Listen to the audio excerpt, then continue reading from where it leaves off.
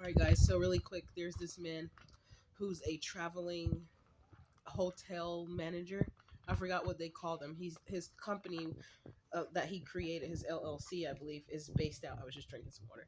Um, his LLC is based out in Atlanta, Georgia, and he's from Ohio. His name is Duane Campbell, some light skinned guy. He has Caucasians in his family, and like most of the people I think were Caucasian. The picture he showed me of a couple of the people in his family, he looks like, if you look at his legs, you'll almost think that he's a Caucasian man, but he's like black and mixed with something, I think. But anyways, he I met him when I was doing DoorDash on my bike, and I went into the DoubleTree Hilton Hotel over there, and like close, not just like literally a block away from where I live. And that hotel does some scandalous stuff too. The security guard, he exposed himself to Dwayne, and Dwayne exposed the security to me, because they that's what I why I made that video called "When the Gang Stalkers Hate on Each Other," because I seen it happen in my face. And those people at DoubleTree Hilton Hotel tried to they called the top manager. I forget what that Caucasian dude's name is, but they evicted me because they were mad that I told Dwayne the truth about what they'd had done, which was go in his room without his permission and go through his things. And Dwayne knows that I was telling the truth, if he's even still alive, because I don't know, this man was saying stuff, but it's important that I tell people about this, because this man went to Florida. He left from up here when I wasn't talking to him for a little bit, because I met him there. I got his number, and he saw I was working hard, like using he was wondering what that red thing was I was pushing around. And then when I had turned it around some kind of fancy way and introduced my son, he didn't know my son was in the little baby carrier. I was delivering orders, and I would lock my bike up outside and then take my son inside with me with the carrier, the baby carrier, and I'll also have their order in there too, in the hot bag. And because that was like some easy money on the side, especially to be on a bike too, so these people can't fuck with me. That's why they wanted to stop my DoorDash account with my traffic. Like, DoorDash should be fucking sued, because they be just doing anything. That's how I know they were in on it too. And they're another company that got started from doing sacrifice, since they motherfucking dumbass wanted to do that shit. And also Uber as well. That's why the people that was gang stalking me, it was a Lyft driver that was doing Uber and Lyft that came to me when I was waiting for the bus, and he followed me across the street in the car and kept telling me to come here to get into his car. It was a black Uber Lyft driver coming from after I left the laundromat. That the black man, there was a black man with deep curls that popped out the bushes and started following me. I forgot what his name start with an S. I don't, not Sterling. It was something, but it was I yeah, I could help to pinpoint, but I doubt they have the footage, because I found out this is the gang stalking I'm going through is government organized. It's people in the government who's organizing this gang stalking that I'm going through. That's why it's on such a large scale, and that's why I'm exposing every last coward motherfucker that's involved in this shit.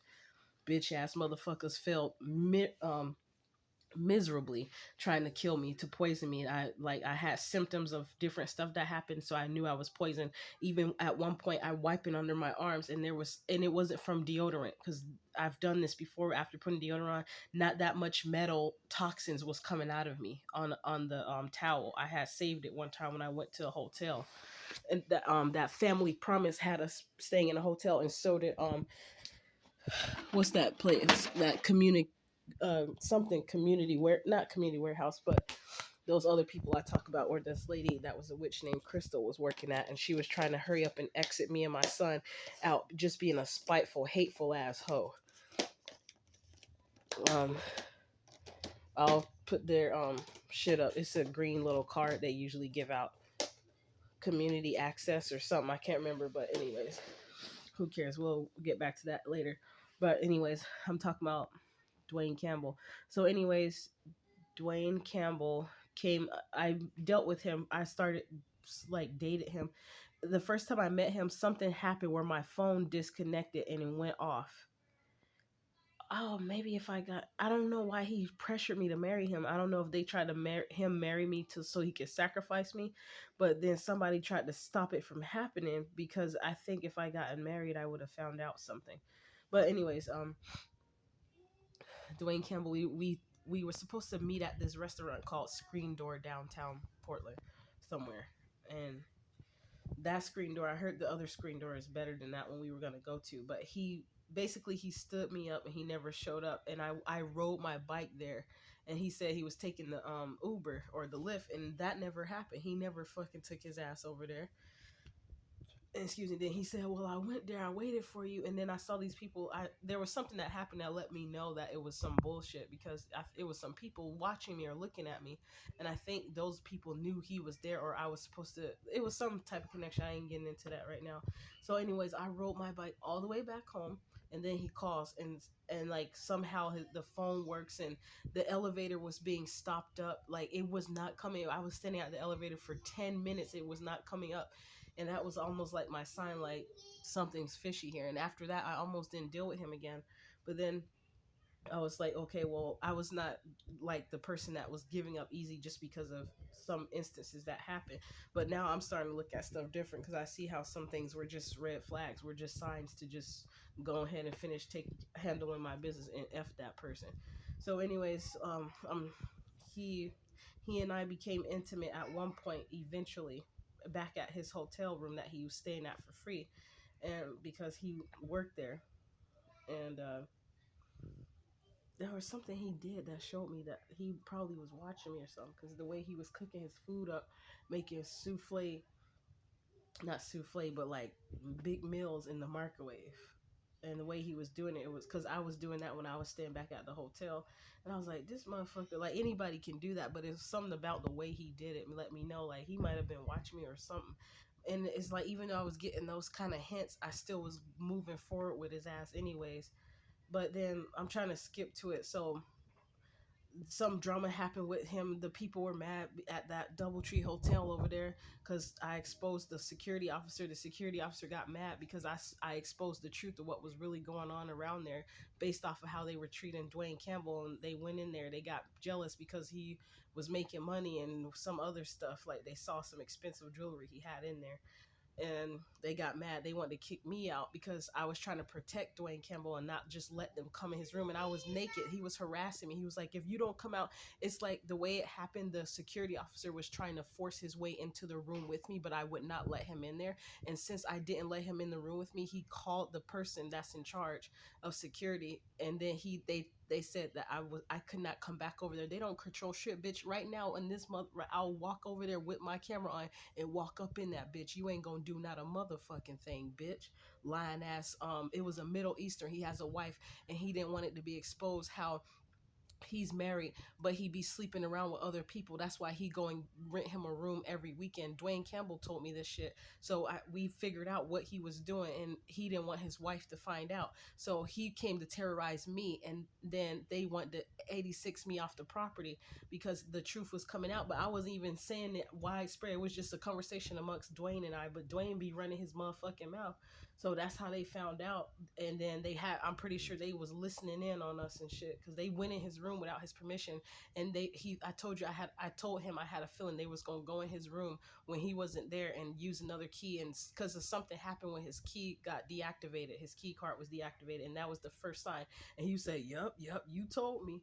But then the funny thing about it is the same motherfuckers that I was trying to be on their side and like, let me see, and be on their side and help them out, they were the same people that were working against me anyways at the same time. I'm trying to find something that Salima Bay or some African American, some melanated king had gave me. He saw me walking and he just came up to me and gave me these pictures that he drew and painted. He said, I write pictures and stuff. I was trying to be like this with the niggas. This is the picture that, like, he gave me this cool little queen drawing or painting he made, and he printed them out and he saved them. It's like he always knew something. He gave me this back in 2022. some guy just walked up to me and said, "Excuse me, miss." And I was trying to be like this with the niggas, and they was working against me. And this almost reminded me of Tazadot. I was trying to be a queen, trying to fill the niggas in on some information, and they motherfucking ass working against my ass in to begin with in the first place. So shout out to that dude. I was trying to find his card so I could put him up so I can thank him for those pictures, because it's almost like he was like a prophet. It's like he knew something about me, and he gave me those pictures. I don't know what it was, but out of the blue, he just wants to say, "Excuse me," and he gave me those pictures. But yeah, to make it shorter and quick, Duane Campbell took a trip back to Florida. He came back. We were intimate again, and I had contracted some sort of STD, and it was I think it was herpes or something like that. And I know this is crazy to talk about, but he did it. It was from his mouth. He said something about his tongue. So I was like, oh, hell no. So I went to the doctor, and then they told me that they called me and told me and gave me the news about it. And I healed myself because I knew it was some sort of like ritual or spiritual thing too. And then he tried to, niggas always do that. They try to put it on the woman. I haven't been sleeping with anybody else besides him. So I knew that it was him.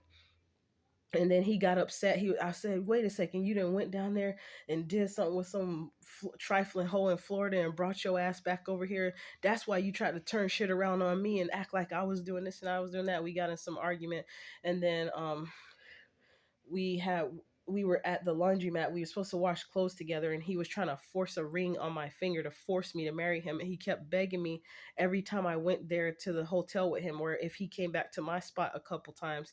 And then he was upset. He had this $3,000 ring that had like a black diamond or something. It was one of his rings. He was trying to shove it on my finger. We were fighting over it about it in front of Spin Laundry, that's down there close to the 3030 Northeast Whiteler, Fred Meyer in Portland. And he tried to shove it on my finger, and I couldn't. And I said, "No, you're not gonna force me to marry you," because it was just something weird about it. These niggas was coming out the woodworks trying to marry me, so I knew something was wrong, baby. Because I was like, hell no, especially niggas. No, there's something wrong, something real wrong.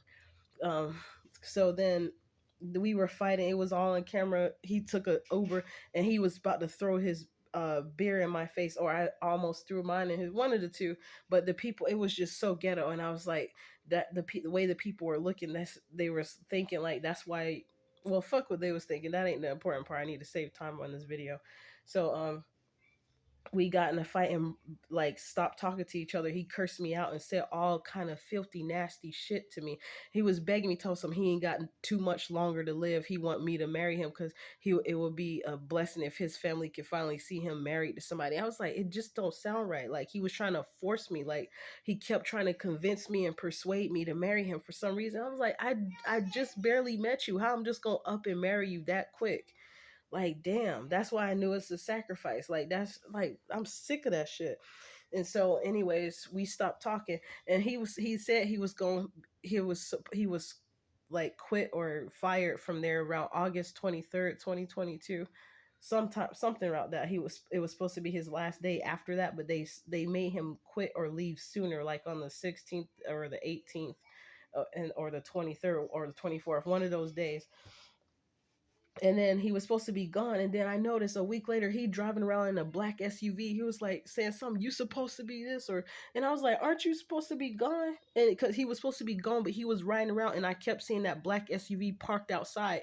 I saw it on the mirror. I went outside, and then I saw him waiting. Those people were, they were gang stalking me like that. They kept harassing me and stalking me. He wanted, I'm pretty sure a death that he told me about where there was blood all down the whole hotel bedroom. He knew some shit about that shit because he traveled. He said he got big money. I'm not finna marry you just for your money. You could just be trying to sacrifice me, just like Daniel Riley. He was using his money and his disguise of telling some, well, I'm actually wealthy. Well, bitch, if your ass is actually wealthy, why you tripping over $10, hoe ass nigga?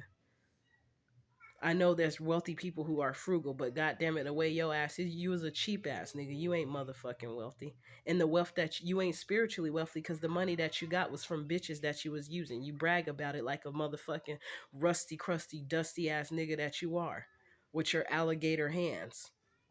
How you gonna be wealthy look with your hands looking like that and you don't even work that hard? That just goes to show that's a spiritual manifestation into the physical realm of who the hell, how you really are with your hands, the shit that you do with your ugly ass hands. And then trust to try to put a $8,500 ring on your hand, $8,500 ring on your hand, and say it's about a $10,000 ring, and then come up with another one that was fake. Like I couldn't tell. Just because I don't wear jewelry like that, don't mean I don't see the difference between fake jewelry and real jewelry. I'm pretty sure he got money somewhere. He go to his brother in Beaverton to pick up his money and give him some money and pick up some money so he can always put something in the box. There's something ain't right about that shit either. And his sister is a retired police, and then some shit happened. She had a white Kia Soul. I was like, these are some game stalking ass niggas. That's why she had gotten the accident. They was trying to sacrifice her ass too. I wouldn't be surprised if it was him. So and then the person, there's some shit starting to make sense now. Some stuff he told me on top of him coming to tell me that cameras are screws in the wall sometimes. I didn't even never ask him nothing about that. He just started saying, he's like, yeah, you know, sometimes these houses they be having, the way he said it, it would just let me know he was just trying to like, I'm like, there was something about that. I'm like, what the hell? It like provoked you to say that? Because we weren't even talking nothing about it.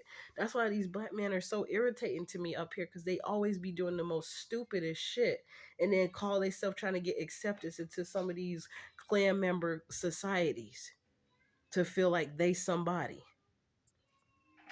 Or like these other freaking sororities and fraternities.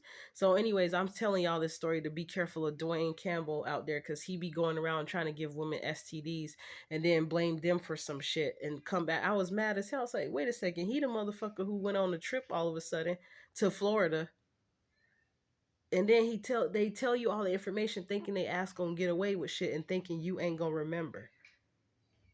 Now I know why his ass was still here and he was following me around. I got a son. What kind of lame ass niggas are y'all? So be careful out there, ladies. That's why I'm telling you this story, so y'all can start putting two and two together like I had to do, and realize these niggas is out here trying to sacrifice women on all levels.